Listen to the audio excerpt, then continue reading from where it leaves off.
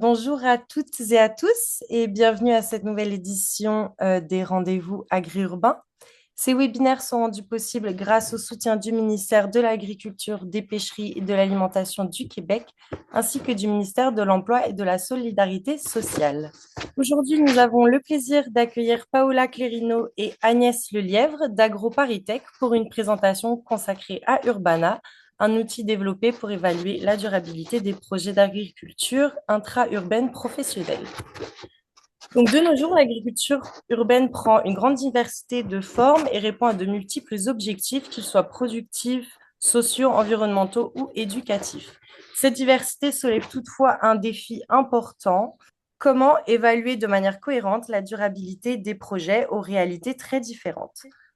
Au cours de cette présentation, Paola et Agnès reviendront sur les enjeux qui ont mené au développement d'Urbana, sur la démarche de conception de l'outil, ainsi que sur ses applications concrètes pour les acteurs de l'agriculture urbaine. À noter que tous nos webinaires sont disponibles sur notre chaîne YouTube et que l'enregistrement d'aujourd'hui sera mis en ligne la semaine prochaine. Une période de questions est prévue à la fin de la présentation, ainsi qu'un court sondage de satisfaction. N'hésitez donc pas à inscrire vos questions dans la fenêtre de discussion tout au long du webinaire. Nous y reviendrons après la présentation. Merci de votre présence. Je cède maintenant la parole à Paola et Agnès. Merci beaucoup, Jade. Merci beaucoup pour l'invitation. On est très heureuse d'être avec vous aujourd'hui pour vous présenter Urbana. Je vais d'abord laisser la parole donc à Agnès, maîtresse de conférence à AgroParisTech et dans l'UMR SADAP de l'INRAE, pour vous parler du projet européen Food City Boost dans lequel s'inscrit le développement d'Urbana.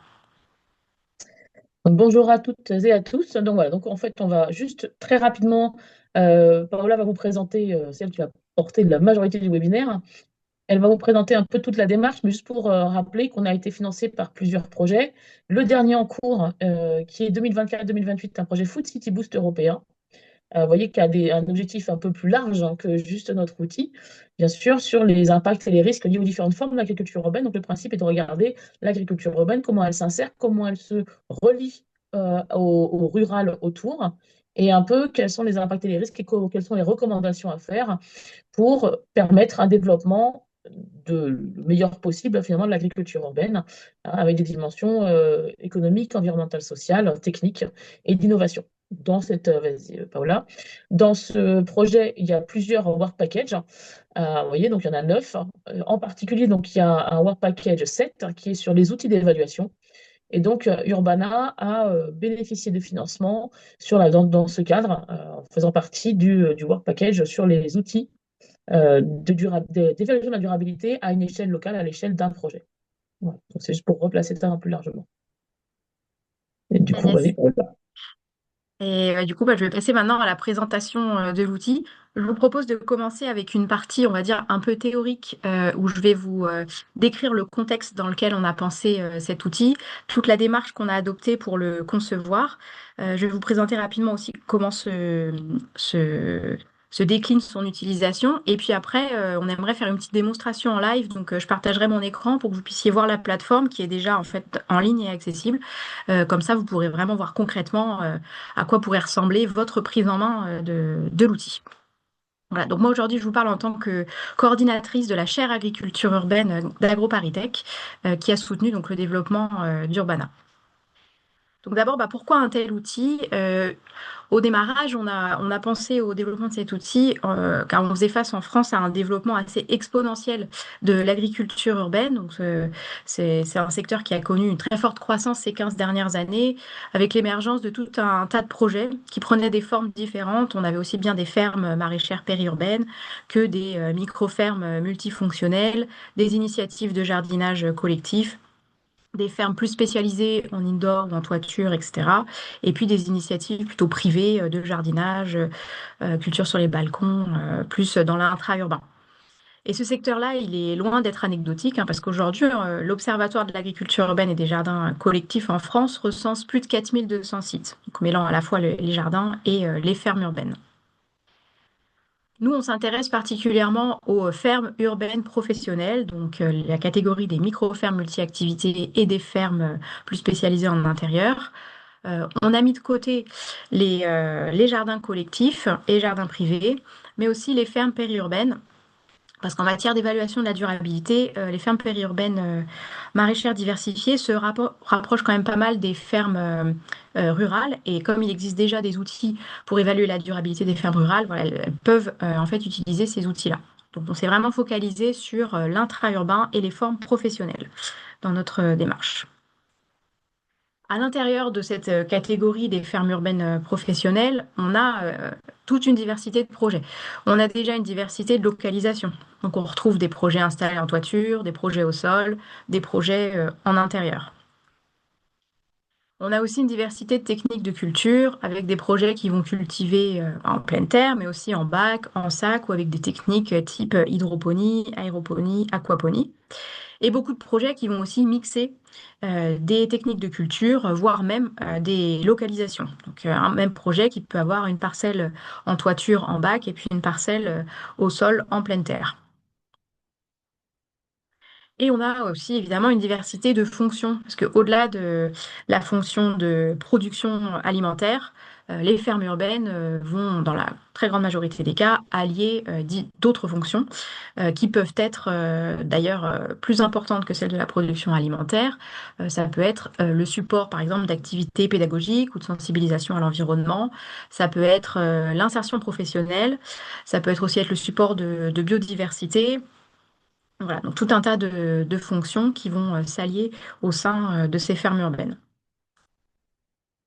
Et puis enfin, on a une diversité d'acteurs.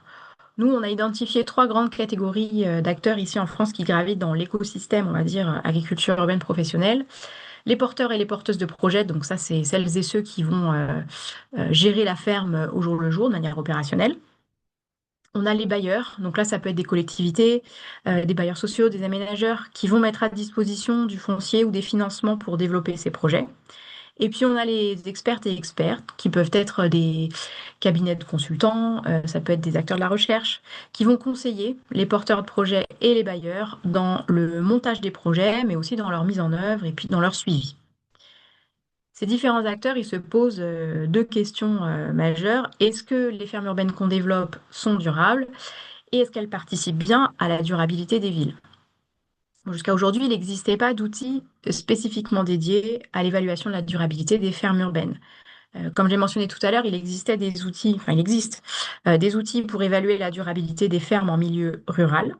Mais ces outils-là, on a essayé de les appliquer aux fermes urbaines et ça fonctionnait pas pour tout un tas de raisons, mais notamment, il manquait des indicateurs qui paraissaient indispensables en milieu urbain, du type la gestion de la pollution. Comment on fait pour cultiver sur des parcelles qui présentent des risques de pollution élevés, ou alors la prise en compte de cette fameuse multifonctionnalité. Souvent, les outils qui existent pour évaluer la durabilité en milieu rural, ils sont vraiment focus sur la production alimentaire et mettent de côté d'autres fonctions qui, en milieu urbain, prennent une grande place, donc ont besoin aussi d'être prises en compte dans l'évaluation. Donc clairement, il y avait besoin de réfléchir à un outil d'évaluation qui serait spécifiquement adapté aux fermes urbaines professionnelles. Et c'est pour ça qu'on a commencé le développement d'Urbana avec un fil rouge qui était vraiment d'avoir une démarche de conception participative. On a voulu dès le départ impliquer au maximum les acteurs du secteur, donc à la fois porteurs de projets, bailleurs et experts-expertes en agriculture urbaine. Ça a commencé par une thèse donc, que j'ai menée, qui était soutenue par la chaire agriculture urbaine sous la direction d'Agnès Lelièvre et de Jean-Marc Ménard. Dans ma thèse, j'ai commencé par un diagnostic des situations d'usage. Donc ça, c'était vraiment la première phase de conception de l'outil. Qu'est-ce que c'est un diagnostic des situations d'usage? Bah, c'est une méthodologie bien établie qui propose aux concepteurs d'un outil, de manière générale, d'aller regarder les pratiques des futurs usagers de son outil pour essayer de s'en imprégner et de mieux les comprendre. Concrètement, dans mon cas, comme je voulais concevoir un outil d'évaluation pour les fermes urbaines, je suis allée rencontrer les acteurs de l'agriculture urbaine pour essayer de comprendre pourquoi ils évaluent leurs projets et comment est-ce qu'ils le font. Parce que certes, à l'époque, il n'existait pas d'outils d'évaluation clés en main qu'ils pouvaient utiliser, mais il existait tout un tas de projets qui voyaient de plus en plus le jour. Donc, il y avait bien des évaluations qui avaient lieu à un moment ou à un autre, probablement de manière peut-être plus informelle, ou en tout cas, chaque acteur la réalisait de son côté et il n'y avait pas vraiment de mise en commun et de capitalisation sur ces pratiques. Donc, je me suis intéressée à 19 cas d'études en France J'ai mené une vingtaine d'entretiens, donc avec des bailleurs, porteurs de projets, experts, expertes. J'ai analysé des documents, donc qui étaient des cahiers des charges d'appel à projet, des grilles de comparaison de projets. Et en analysant tout ça, j'ai mis en avant un certain nombre de résultats et deux en particulier que je trouve intéressants et que je vais vous partager aujourd'hui.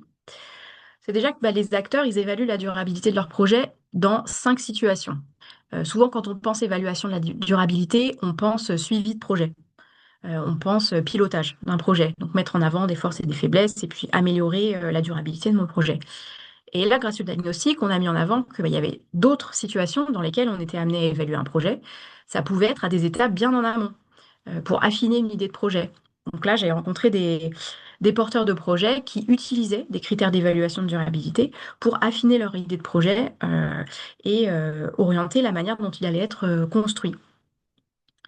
Il y avait aussi des collectivités, par exemple, qui utilisaient des critères d'évaluation de durabilité pour informer sur les caractéristiques attendues d'un projet. Donc ça, c'est le cas, par exemple, d'une ville qui dispose d'une parcelle, qui veut la mettre à disposition d'un porteur de projet à travers un appel à projet, et qui va mettre des critères d'évaluation dans le cahier des charges d'appel à projet pour orienter un petit peu la réponse du porteur de projet vers ce que la collectivité attend comme type de projet, parfois plus orienté pédagogie, parfois plus production, etc. Il y avait aussi les situations où les acteurs voulaient donc choisir un projet. Là, c'est le cas classique d'un appel à projet où une collectivité veut choisir un lauréat. Donc là, ils avaient besoin de mobiliser aussi des grilles d'évaluation. Et puis enfin, il y avait la justification d'une sélection de projet.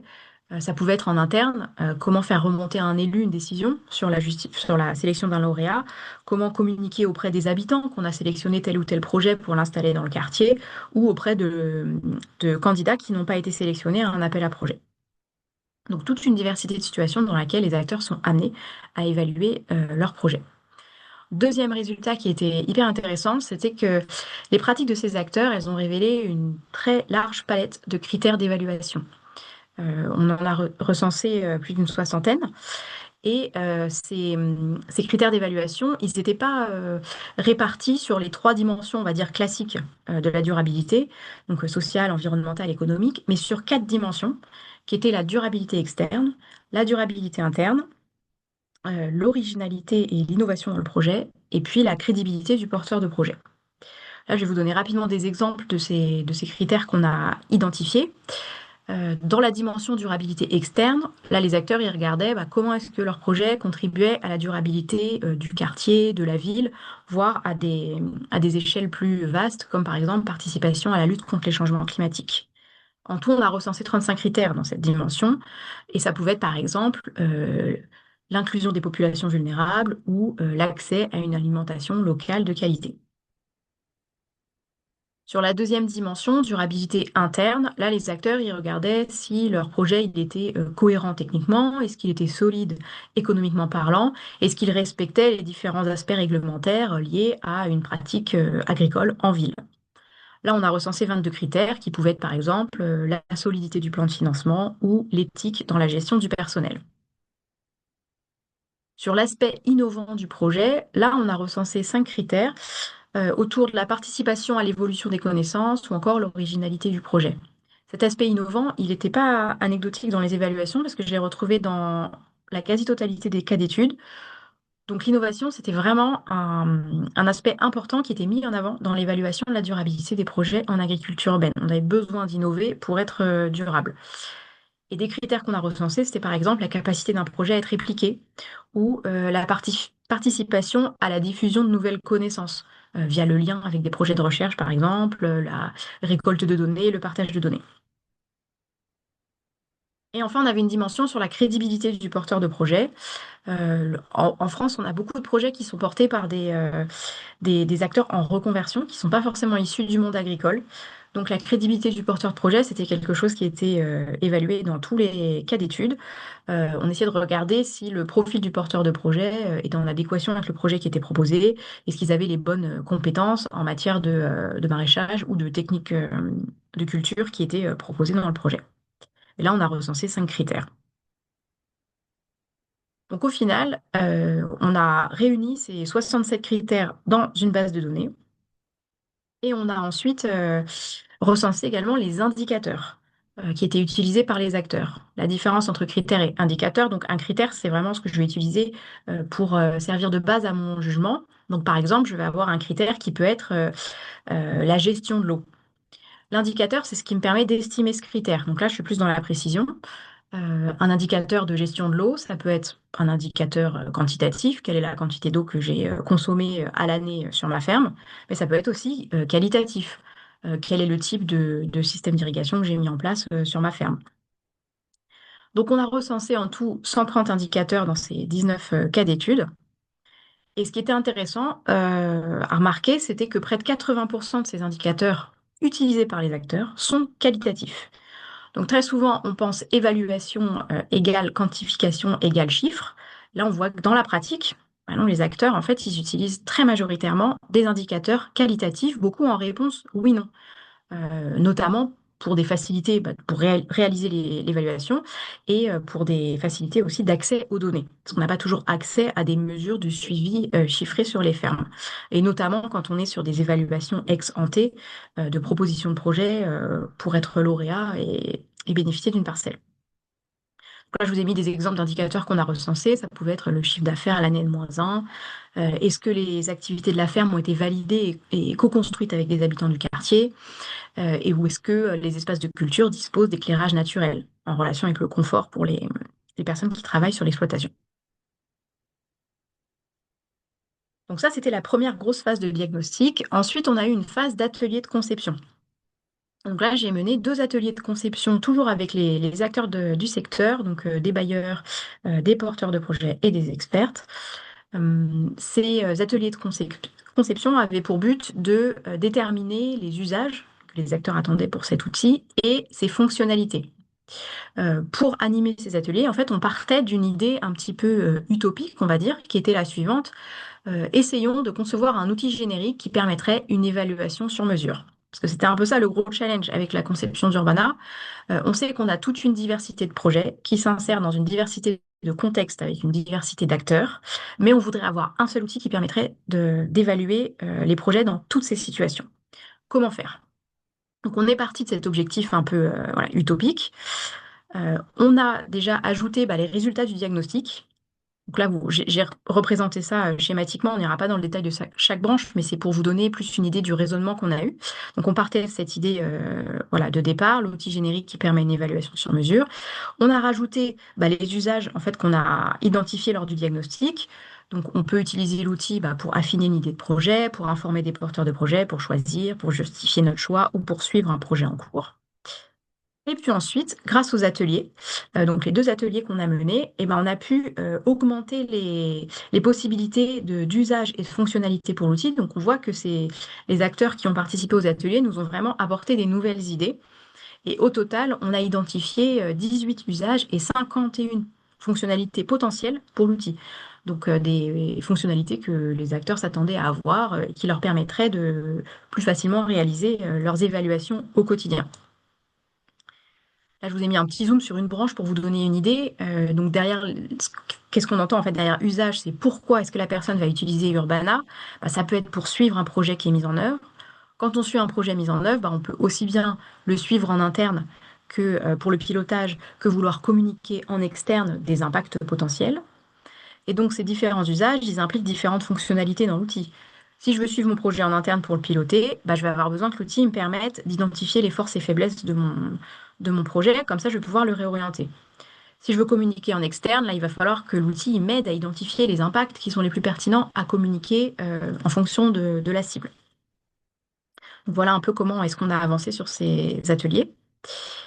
Et ensuite est arrivée la phase 3 de développement web de la plateforme.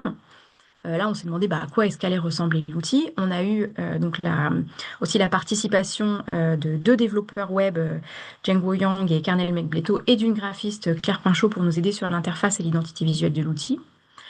On est parti à la fois des résultats des ateliers de conception et de la base de données qu'on avait identifiée lors de la première phase de diagnostic. Et c'est ça qui nous a permis en fait de créer la plateforme. Donc la plateforme, elle a été vraiment pensée sur la base du diagnostic et des ateliers de conception. Et au fur et à mesure qu'on avançait dans la conception de la plateforme, on a réalisé une douzaine de tests. enfin, on a réalisé des tests avec une douzaine de participants, pardon, pour essayer de voir s'il y avait des éventuels bugs, comment est-ce que se faisait la prise en main, est-ce que c'était plus ou moins intuitif de prendre en main cette plateforme et d'en comprendre les différentes étapes, voilà, et les manipulations nécessaires. Enfin, au-delà de ces phases de test, on a vraiment cherché à réfléchir à un compromis entre une plateforme très flexible, parce que la flexibilité, c'était vraiment le maître mot qui permettrait d'avoir cet outil unique pour tout un tas de situations différentes. Donc il fallait qu'on ait quelque chose de très flexible, et en même temps, il fallait pas que ça soit trop complexe à prendre en main, sinon on savait que personne n'aurait envie de l'utiliser. Donc voilà, donc on a essayé de placer le curseur au plus juste entre ces deux extrêmes. Et on s'est aussi posé des questions autour de la propriété intellectuelle de l'outil, autour du modèle économique qui permettrait de le pérenniser. Comment est-ce qu'on va pouvoir s'assurer de sa mise à jour, du suivi aussi, et de la potentielle formation des utilisateurs. Donc là, on est en train de réfléchir peut-être à des modules de formation pour aider les utilisateurs à prendre en main l'outil et à avoir conscience peut-être de son potentiel, de la manière dont on peut l'utiliser, etc. Et puis une réflexion autour de la data visualisation. Vous verrez après lors de la démonstration les sorties qui sont pensées pour l'instant et disponibles sur l'outil, mais on est en train de réfléchir à d'autres manières de visualiser les résultats et on pense qu'il y a quelque chose à faire là-dessus. Voilà, donc toutes ces questions, elles sont encore en cours de réflexion. Et maintenant, je vous propose de passer à la partie sur la manière dont vous pourriez utiliser l'outil. Donc Urbana, c'est une plateforme d'auto-évaluation. C'est important de bien garder ça en tête, c'est de l'auto-évaluation. C'est accessible en ligne gratuitement. Il y a une version française, une version anglaise, selon la langue sur laquelle vous êtes le plus à l'aise, disponible sur ordinateur et aussi compatible smartphone. Il faut s'inscrire tout simplement sur le site pour créer un compte, enfin un espace personnel. Et ensuite, vous allez suivre un certain nombre d'étapes. Il y a 9 étapes en tout à suivre pour suivre une démarche d'évaluation de bout en bout. La première étape, c'est celle qui va vous permettre de définir les fonctions attendues de votre projet. Pour ça, Urbana va vous fournir une liste de suggestions. Et ensuite, vous avez aussi la possibilité de créer une fonction personnalisée si jamais dans les suggestions d'Urbana, vous ne trouvez pas exactement votre bonheur. Ensuite, vous allez choisir les thèmes de durabilité que vous souhaitez évaluer. Là encore, Urbana vous fournit une liste de suggestions et vous pouvez créer un thème personnalisé si vous souhaitez l'ajouter. Ensuite, c'est l'étape importante de la connexion entre les fonctions et les thèmes. Pourquoi est-ce qu'on a mis cette étape? C'était pour nous assurer que toutes les fonctions attendues de votre projet vont être à un moment évaluées. Pour ça, il faut faire un croisement entre les fonctions que vous attendez et les thèmes de durabilité que vous allez évaluer. Donc là, cette étape, elle est assez cruciale pour clôturer la première grosse partie des objectifs d'évaluation. Une fois que vous avez fait ça, vous passez dans l'étape de construction de votre propre grille d'évaluation. Là, la plateforme vous propose de sélectionner des critères et ensuite des indicateurs. Et c'est là qu'arrive la fameuse base de données qui, au départ, hébergeait 130 indicateurs issus de notre diagnostic. Mais au fur et à mesure des années, on l'a aussi enrichi avec des indicateurs issus de la littérature et notamment aussi des projets de recherche qui ont soutenu le développement d'Urbana, donc le projet européen Foodie et le projet européen Food City Boost. Donc aujourd'hui, la base de données, elle compte un peu plus de 240 indicateurs qui sont disponibles. Donc, en tant qu'utilisateur, vous pouvez choisir parmi ces indicateurs. Vous avez enfin, ils sont classés par thème pour vous aider à naviguer dedans. Et vous avez toujours la possibilité de créer des critères ou des indicateurs personnalisés si jamais ce qui est proposé par l'outil ne vous convient pas. Ensuite, vous avez une étape de pondération. C'est une étape qui est optionnelle, vous n'êtes pas obligé de choisir des poids, mais on voulait quand même proposer cette option parce que pendant les ateliers, c'est sorti comme une option qui intéressait quand même pas mal d'acteurs. Donc Urbana vous propose de pondérer vos critères. Ce qui est important de savoir, c'est que les critères ne sont pas agrégés dans l'outil. Donc vous allez voir ça après dans la démonstration. Il n'y a pas d'agrégation, ni d'indicateur, ni au niveau des critères. C'est-à-dire qu'il n'y a pas de scores globaux qui apparaissent à la fin. La pondération, elle impacte seulement la visualisation des résultats à la fin. C'est-à-dire que les critères qui sont notés comme étant les plus importants pour vous, ils vont apparaître en haut dans le tableau des résultats. Si on a fait le choix au niveau de la conception, de ne pas agréger les critères, c'est parce qu'on ne voulait pas qu'il y ait de compensation. C'est-à-dire qu'on ne voulait pas que une mauvaise évaluation sur un indicateur ou un critère soit compensée par une bonne évaluation sur un autre et ainsi un petit peu masquée, entre guillemets. Donc on a fait le choix de ne pas agréger et donc de proposer une pondération de ce type. Et ensuite, c'est la dernière grande phase où on rentre les données de notre projet et on peut visualiser les résultats de l'évaluation. Alors d'abord, la plateforme va vous proposer de choisir le type d'évaluation. Donc là, vous avez trois options. Est-ce que je suis sur un projet unique voilà, je vais vouloir juste évaluer mon projet à un instant T et regarder où est-ce que je suis performant, moins performant, comment je peux m'améliorer. La deuxième option, c'est la comparaison de projets différents. Donc là, on peut rentrer les données d'un projet 1, les données d'un projet 2, puis les comparer. Et la troisième option, c'est le suivi d'un projet dans le temps, où là, vous avez la possibilité d'observer une évolution d'un projet à différents pas de temps. Donc, c'est vous qui pouvez choisir si c'est tous les ans, tous les 6 mois, tous les 2 ans. Enfin, voilà, c'est vous qui choisissez le pas de temps qui permet cette comparaison. Ensuite arrive la phase très importante de saisie des données du ou des projets, selon ce que vous avez choisi comme type d'évaluation. Donc là, vous allez saisir, toutes les modes de saisie sont possibles, hein, c'est pas forcément du quantitatif, le qualitatif est OK, vous pouvez mettre du texte, tout ce que vous voulez. Vous allez aussi indiquer la fiabilité de vos données. Ça, c'est une option qui avait été demandée lors des ateliers de conception, parce que les acteurs nous faisaient remonter qu'ils avaient souvent à disposition différents types de données et c'était important pour eux aussi de pouvoir différencier les données qui sont très fiables, basées par exemple sur des études spécifiques ou sur un relevé de terrain qui est fait sur la ferme, de données peut-être un peu moins fiables, par exemple des données qui vont être basées sur des projections de rendement, par exemple, qui ne sont pas forcément très adaptées à la technique de culture sur leur propre ferme, etc. Donc ils voulaient avoir la possibilité d'avoir cette nuance dans la fiabilité des données. Donc ça, c'est possible de le mettre sur la plateforme. Et puis arrive aussi l'étape cruciale de l'auto-évaluation. C'est-à-dire que là, c'est l'utilisateur qui va définir un niveau de durabilité sur une échelle de 1 à 5 pour chaque indicateur.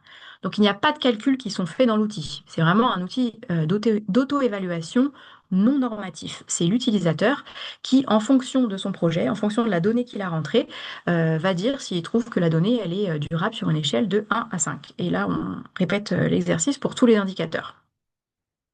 Et à la fin, on peut visualiser et exporter les résultats. Donc, vous verrez que les résultats, ils sont disponibles sous forme de tableaux, de matrices. On peut les exporter sous Excel, les sauvegarder sur son compte. Donc, après, on y a accès si on veut les modifier, les revoir. Et on peut aussi réutiliser la grille d'évaluation qu'on a conçue dans une autre évaluation. Donc, c'est-à-dire qu'on peut sauvegarder la grille et puis ensuite se passer de ces six premières étapes, en fait, et réutiliser directement une grille qu'on a conçue avec les critères, indicateurs, fonctions, thèmes, etc. Et passer direct au choix du type d'évaluation et à la saisie de données. Si on veut réutiliser la grille après, voilà, pour gagner du temps. Donc finalement, au-delà d'une démarche, Urbana, au-delà d'un outil, pardon, Urbana, on l'a vraiment pensé comme une démarche qui permet pour les utilisateurs de mettre en lumière les étapes clés de l'évaluation et qui les amène à se poser ces questions qui sont assez centrales en fait. Qu'est-ce qui est vraiment durable dans mon contexte à moi? Quelles sont les fonctions que j'attends réellement de mon projet d'agriculture urbaine? Quelles sont les données qui sont accessibles? Est-ce que je dois faire d'éventuels compromis entre les fonctions attendues, l'accessibilité des données, etc. Et on a aussi pensé cet outil comme le support d'une démarche collective qui permettrait à ces différents acteurs qui gravitent autour des projets et donc de l'évaluation des projets de discuter ensemble de ce qui est attendu d'un projet et de s'accorder sur la manière dont on souhaiterait l'évaluer. Donc on espère que ça pourrait être aussi un support de discussion entre les acteurs. Et maintenant, je vous propose de passer à une démonstration de l'outil. Donc je vais changer le partage d'écran. Hop. Et puis vous montrer un petit peu à quoi ça ressemble plus en détail. Alors,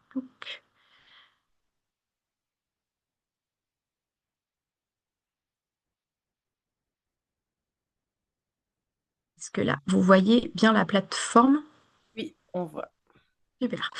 Donc, quand vous allez sur donc l'adresse web de la plateforme, vous arrivez sur cette page d'accueil où bon, vous avez pas mal d'infos sur la démarche. Vous avez à la fin les contacts d'Agnès et moi si vous avez des questions particulières sur la plateforme. Et donc, vous pouvez cliquer sur le bouton Commencer. Si vous n'avez pas de compte, bah, vous pouvez vous inscrire pour créer un compte. Et donc là, je vais aller directement sur mon compte pour vous montrer la démonstration. Donc vous arrivez voilà, sur cette page personnelle où vous allez avoir à chaque fois le compte du nombre d'évaluations que vous avez faites, celles qui sont en cours, celles qui sont terminées. Ici, c'est on va dire l'archivage de vos évaluations. Et puis vous cliquez sur le plus pour créer une nouvelle évaluation. En sachant que sur le côté, vous avez aussi ces petits icônes là avec un petit bouquin. C'est une page de ressources où pour l'instant, bon, on a des petites vidéos qui ont été produites par la chaire agriculture urbaine, mais à l'avenir, on aura le replay notamment de ce webinaire, voilà, ou d'autres ressources qui aideront à la prise en main de l'outil. Donc, quand vous commencez l'étape, l'évaluation proprement parler, vous retrouvez les 9 étapes dont je vous parlais tout à l'heure. Et on commence par la première, qui est le choix des fonctions. Bon, ici, comme j'ai préparé évidemment cette démonstration, vous avez déjà les choses qui sont sélectionnées, mais vous, quand vous arrivez, en fait, voilà, c'est blanc de cette manière-là. Vous avez une suggestion de fonction et vous pouvez choisir les fonctions qui vous apparaissent comme importantes pour votre projet. Donc là, dans le cas de cette démonstration, j'ai choisi développement économique, fonction d'éducation, fonction de production alimentaire. Dès que je clique, ça se met sur le côté, sur les fonctions sélectionnées. Et si jamais la liste ne me convient pas et j'ai envie de rajouter une fonction, j'ai toujours cet endroit en bas là où je peux rajouter une fonction. Hop, et là, elle s'ajoute automatiquement dans ma sélection. Une fois que j'ai sélectionné mes fonctions, je passe à l'étape de choix des thèmes de durabilité. Donc là, c'est ce que je vais évaluer. Donc moi, là, j'ai sélectionné la contribution à l'accès à une alimentation locale de qualité, contribution au développement local, impact économique et participation à l'éducation à l'environnement et à l'alimentation. Donc je retrouve ici sur le côté mes 4 thèmes sélectionnés. Et puis, j'ai toujours la possibilité ici d'ajouter quelque chose si je souhaite, avoir un thème personnalisé. Et puis, je peux passer à l'étape suivante. Là, j'arrive à la 3e étape d'association des thèmes et des fonctions. Donc, si vous vous rappelez bien, c'est l'étape qui est importante pour être sûr que toutes les fonctions que j'attends de mon projet vont bien être évaluées et vont apparaître dans mes résultats d'évaluation. Donc là, je fais le lien entre mes fonctions et mes thèmes. Donc pour le développement économique, cette fonction-là, je vais l'évaluer avec le thème contribution au développement local ou impact économique. Pour la production alimentaire durable, je vais l'évaluer avec le thème contribution à l'accès à une alimentation locale de qualité. Et pour l'éducation, participation à l'éducation, à l'environnement et à l'alimentation. Si jamais dans cette étape-là, vous ne sélectionnez pas tous vos thèmes, vous allez avoir un message d'erreur. Donc là, ça peut bloquer. Sachez il faut vraiment que tous les thèmes soient associés à des fonctions. C'est seulement à ce moment-là que vous pourrez passer à l'étape suivante, qui est la sélection des critères. Donc là, pour chaque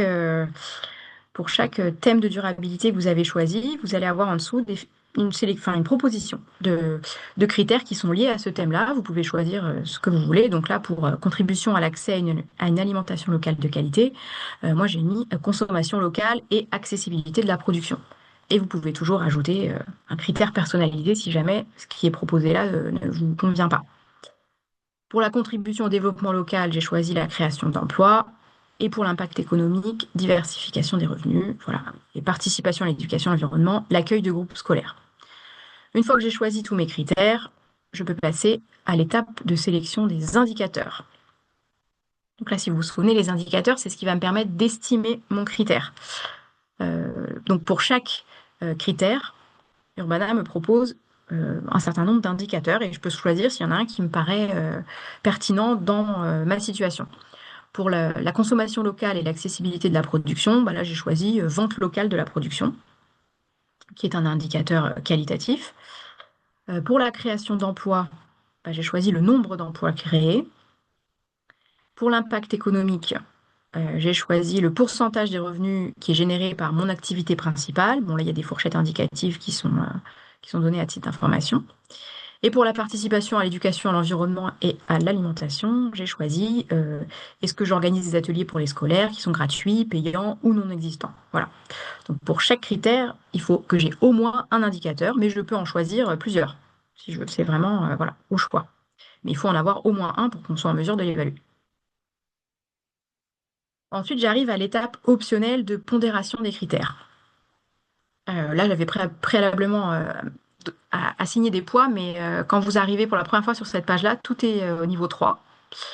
Donc en fait, vous pouvez tout laisser au milieu à 3 et comme ça, il n'y aura pas vraiment de pondération, il y aura pas de pondération appliquée. Et sinon, bah, vous choisissez pour les critères qui vous paraissent les plus importants, un niveau à 4 ou 5 et pour ceux qui vous paraissent moins importants, un niveau à 1 ou 2. Donc là, par exemple, pour la consommation locale, la production, j'ai mis un niveau 4 parce que ça me paraît assez important. La création d'emplois, c'est moins important dans mon cas. La diversification des revenus aussi. Et l'accueil de groupes scolaires est très très important dans mon projet. Donc là, je l'ai mis au niveau 5. Là, j'arrive au moment où je choisis le type d'évaluation. Est-ce que je veux évaluer un projet unique? Est-ce que je veux comparer plusieurs projets? Ou est-ce que je veux suivre un projet? Là, dans la démo, je vais partir sur un projet unique, mais après, je vous montrerai aussi les sorties qu'on obtient quand on choisit les autres options.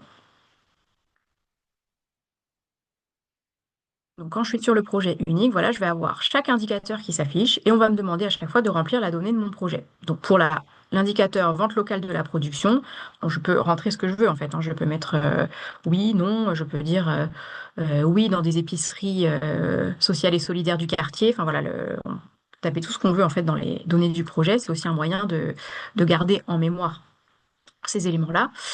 Euh, et ensuite, je vais rentrer un score de durabilité. Donc là, je considère que oui, si je vends toute ma production localement, je suis plutôt bien durable. Donc je vais être à un niveau 4 sur 5. Et là, je peux indiquer, donc je vous mentionnais tout à l'heure, la fiabilité des données, faible ou élevée. Je veux dire que oui, là, je considère que la fiabilité, elle est élevée parce que c'est un suivi de projet qui est déjà bien mis en place. Et donc, je sais que je vends que dans les épiceries sociales et solidaires du quartier. Donc, fiabilité élevée. Pour mon indicateur nombre d'emplois créés, voilà, je peux mettre juste un chiffre ou je peux mettre du texte aussi, comme on veut. Donc là, j'ai mis 5 emplois créés, dont 3 en stage. Donc c'est moyennement durable parce que j'ai quand même des stages. Et fiabilité élevée parce que je suis sûre de mes données. C'est un projet qui est en cours, j'ai un suivi en place. Pour l'indicateur pourcentage des revenus générés par l'activité principale, bon, bah là, on peut rentrer une donnée. J'ai mis 75% et donc pas très durable parce qu'il y a une grosse part de mon revenu qui est générée par une seule activité. Donc j'ai mis un score de durabilité de 2. Et atelier pour les scolaires, gratuit, payant, non existant. Alors oui, existant, payé par la mairie. Donc voilà, c'est plutôt durable parce qu'on a un contrat, par exemple, qui est renouvelé tous les ans. Bon. Voilà, donc une fois qu'on a rempli toutes ces données, il faut bien indiquer hein, la fiabilité pour tous les indicateurs, le score et rentrée des données. Et ensuite, bah, vous arrivez sur la page de visualisation des résultats. Et pour ça, je vous propose de repasser sur mes slides parce que vous allez voir plus en détail. Je vais préparer quelque chose. Voilà. Alors, on voit un petit peu mieux les différents éléments. Est-ce que là, c'est bon? Oui, on voit. Parfait. Super. Donc voilà à quoi ressemblent les tableaux de sortie. Là, on retrouve les thèmes de durabilité qu'on avait sélectionnés. On retrouve nos critères avec la fameuse organisation dont je vous parlais avec la pondération. Donc, les critères les plus importants apparaissent tout en haut et ceux qui sont moins importants apparaissent en bas. On a des indicateurs donc, qui sont représentés par des petits carrés. Donc I1, I2, I3, I4, ça correspond au numéro des indicateurs en fait. Donc là, le I2, c'est l'indicateur numéro 2, vente locale de la production, I3, nombre d'emplois créés, etc. Vous avez ici la légende des niveaux de durabilité. Donc quand on est sur la plateforme, on choisit des niveaux allant de 1 à 5 et ça se traduit ici par un code couleur qui va donc du violet, c'est le niveau 1 non durable, au vert foncé pour niveau 5 très durable. Et puis, on a la fiabilité des données qui est représentée de cette manière. En fait, donc des carrés pleins, ce sont des données fiables. Et quand ce sont des carrés où on a seulement le contour qui apparaît, bah, ce sont des données qui sont jugées un peu moins fiables. Donc, à garder en tête quand on analyse les résultats de l'évaluation. Cette visualisation, bah, elle permet de repérer assez rapidement où sont les forces de mon projet, voilà ce qui apparaît en vert, et où sont les faiblesses ou les points d'amélioration à avoir en tête, là où on est moins performant. Vous avez aussi une visualisation sous forme de matrice où là, on retrouve les fonctions que vous avez sélectionnées au début. Et on a bien cette mise en perspective à la fois de l'évaluation et des fonctions qui sont attendues.